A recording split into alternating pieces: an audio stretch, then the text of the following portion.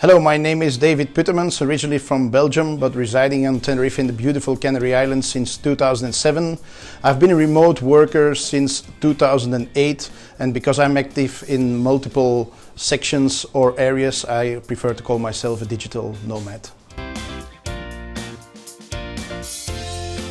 More than having an opinion about a remote worker, I would say that especially I have a lot of excitement about it, because we've been remote workers since decades already, but since a year or 5, 6, it's really in progression.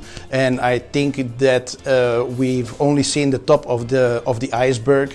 The big G7 says that by 2028, nearly 70% or 80% of all transactions or activities are going to be online. So I think that in the next few years we will see a big amount of people starting off their work in the remote area, remote sector. No, not at all, because I think that of course remote work is like a big zone, a big area. But I think like everything in life, I mean, from the moment that we were born, we were taught to swim, we were taught to ride a bike, and I think in being a remote worker is no different. Whatever you're gonna do, working from home or working from other places, you will have to learn some skills like we have to do in every kind of job. My first steps as a remote worker were actually quite funny, because I used to work in the corporate world for about 15 years, and when I came to Tenerife I kind of decided that I wanted to be my own boss, and I actually gathered all of the experience that I had in kind of customer service and sales and everything, and started putting myself in contact with companies out there to see if I could offer them my services. And I actually started out working as an assistant on the telephone over voice over IP connection. So actually from out of my own home with the laptop and the voice over IP phone, and then I started giving my service or assistance to people all over the world for different companies. I think the most difficult part for anyone starting off as a remote worker is communication and trust. I mean, you are working maybe from out of your own home, or maybe working from out of a hotel or out of a co-working space, and you are not in the same place as the other people are, like in a normal office. When a problem occurs or something like that, or you have to do a quick meeting, you just walk to the other person's office or to the other person's desk, and you have a quick chat to see if you can find a solution to a certain problem. With remote work, you really have to establish kind of a process in order to have a good communication with the other people from the company. And then I think another difficult one is trust, because you don't have the person in front of you, so it's very difficult, especially in the beginning, to establish like a relationship that's based on trust.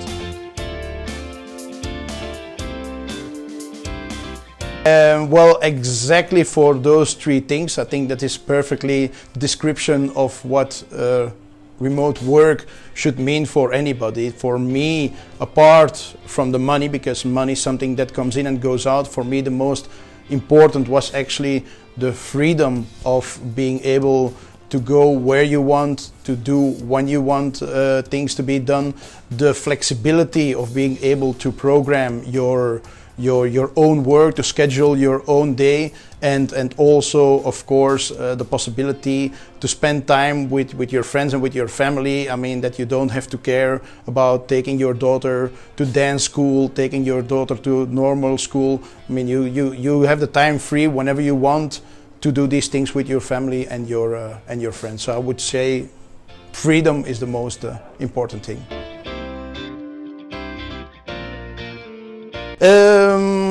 I think this is a little bit different for everyone. I think the most difficult thing that I needed to do, what took me a few years actually to establish this, was a daily method of operation. I remember the first 3-4 years I was all over the place: social media, email marketing, WhatsApp, videos. So you really, what I would suggest is that you make for yourself a daily method of operation, knowing what to do at what specific moment of the day. For example, read your emails in the morning, read them again at noon, and read them again in the evening. Do your meetings online, your Zooms, your workshop or whatever at a certain point of time, and really have a structure for yourself that you have to follow very detailed. So daily method of operation is, I think, very important. Yes, definitely yes, because I think not only universities but also maybe companies need to play a bigger part regarding education. And also, just to give an example, if we see how the world is today, talking about pollution, increasement of cars and all this stuff, I think universities together with companies have to work towards an area where more and more people have to work from home, because it will reduce traffic, it will reduce pollution, and at the end of the day I think also it will improve the quality of life, because people have the comfort of working out of their own home, and they'll be more productive. I've seen that with myself. I have become more productive than in the days when I was working for the corporate world.